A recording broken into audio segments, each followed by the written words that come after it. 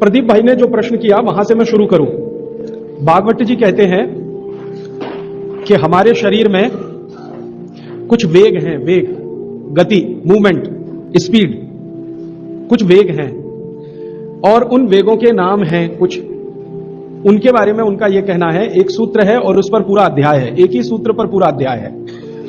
वो ये कहते हैं कि जब ये वेग आए शरीर में तो कभी भी नहीं रोकना चाहिए, कभी भी रोकना नहीं चाहिए। ऐसे कुछ वेग हमारे शरीर में हैं। उनमें से एक है हंसी। अगर आपको सहज रूप से हंसी आ रही है तो बिल्कुल मत रोकिए, खूब जोर से खिलखिलाकर हंसिए अगर हंसी आ रही है। अब आप पूछेंगे ये हंसी आती कैसे है? ये जो हंसी है इसके बारे में भागवत जी ने बहुत विस्तार से व्याख्या की है कि ये शरीर के अंदर कुछ रसों का प्रभाव है।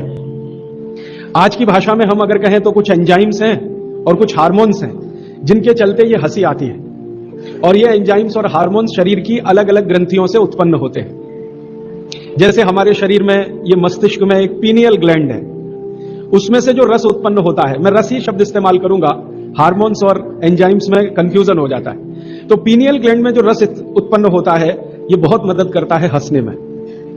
आप बोलेंगे जी हंसते समय ये पैदा होता है, हाँ, लेकिन इसके बारे में भागवत जी ये कहते हैं कि पहले ये रस पैदा होगा, बाद में हंसी आएगी। ये रस कहां से पैदा होता है? तो कहते हैं भावना से। आपकी भावना है तो ये रस उत्पन्न होगा और ये सेकंड्स में होता है, सेकंड्स के फ्रैक्शन में होता है। कोई भावना आपकी ऐसी बनी, रस उत्पन्न हुआ, तुरंत आपने हंस दिया, तो वो कहते हैं हंसी आए तो कभी भी नहीं रोकना चाहिए। लेकिन आगे का सूत्र है जो बहुत महत्व का है, जबरदस्ती कभी भी नहीं हंसना चाहिए। जबरदस्ती कभी भी नहीं हंसना चाहिए, क्योंकि उस समय जो आप हंसेंगे वो मैकेनिकल हंसी होगी। मैकेनिकल आप समझते हैं, यांत्रिकी, जिसमें रस नहीं होगा, भाव नहीं होगा, आप सिर्फ हंसेंगे।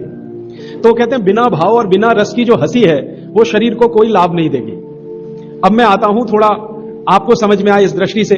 आजकल भारत में बहुत जगह लाफिंग क्लब्स चलते हैं, आप भी हो सकता है जाते हो। तो लाफिंग क्लब्स में जो हंसी है वो पूरी तरह से यांत्रिक है, मैकेनिकल है।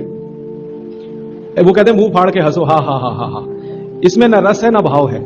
वो कहते हैं हंसते समय रस भी होना चाहिए, भाव भी होना चाहिए। हाँ, ये जरूर है कि उस लाफिंग क्लब में आपको कोई जोक सुनाकर हंसी आती है, या उन्होंने कोई एक्टिंग की और उस पर आपको हंसी आती है, वो ठीक है। आपको लाफिंग क्लब में किसी ने जोक सुनाया, मजाक किया, आपको हंसी आई तो उसमें रस भी होगा, भाव भी होगा। लेकिन ये मुंह खोल के हा हा हा हा करेंगे, ना रस होगा ना भाव होगा। तो इससे बचें, क्योंकि इससे तकलीफ आएगी। फिर बिना रस और बिना भाव की जब हंसी आप हंसेंगे तो पेट में दर्द होगा, और पेट में दर्द होगा तो वो कोई तकलीफ की स्थिति भी बना सकता है। जैसे कई बार आपने सुना है हमारी नस पे नस चढ़ गई, बिना भाव और बिना रस की हंसी में पेट की नस पे नस चढ़ सकती है, और वो चढ़ गई तो डॉक्टर उतार नहीं पाता उसको, फिर कहेगा जी ऑपरेशन करा लो, कॉम्प्लिकेट हो गई है। तो बिना रस और बिना भाव की हंसी कभी भी ना हंसें, लेकिन रस और भाव के साथ हंसी आ रही है तो बिल्कुल ना रोकें, जरूर हंसें। बात आपको स्पष्ट हुई? आपको स्वाभाविक रूप से कोई दृश्य देखकर, कोई बात सुनकर, किसी की क्रिया देखकर हंसी आ रही है तो रोकना मत, खूब हंसना उसको। और बिना भाव, बिना रस, बिना क्रिया के कोई हंसी करने की कोशिश कभी आप करना मत। वो कहते हैं कि सम में रहिए, मध्य मार्गी बनिए। हमेशा हर जगह वो कह रहे हैं मध्य मार्गी रहिए, ना इस एक्सट्रीम पे जाइए ना उस एक्सट्रीम पे जाइए। क्यों? तो वो कहते हैं कि भारत एक ऐसी भूमि है जो मध्य मार्गियों की ही है। भारत एक ऐसी भूमि है जो मध्य मार्गियों की ही है। आप ना इस एक्सट्रीम पे जा सकते हैं ना उधर। अगर इसको आज की भाषा में कहूं, ना ज्यादा लेफ्ट जाइए ना ज्यादा राइट रहिए, सेंटर में रहिए, बीच में रहिए। और कृष्ण भगवान गीता में बार बार यही कह रहे हैं, ना ज्यादा भोगी बनो ना ज्यादा त्यागी बनो, मध्य मार्गी रहो। तो भारत में कृष्ण ने कहा और बागभट्ट ने कहा, या कभी श्री राम कहते हैं लक्ष्मण को, ये सब भारत के तासीर और मौसम के हिसाब से कहा है।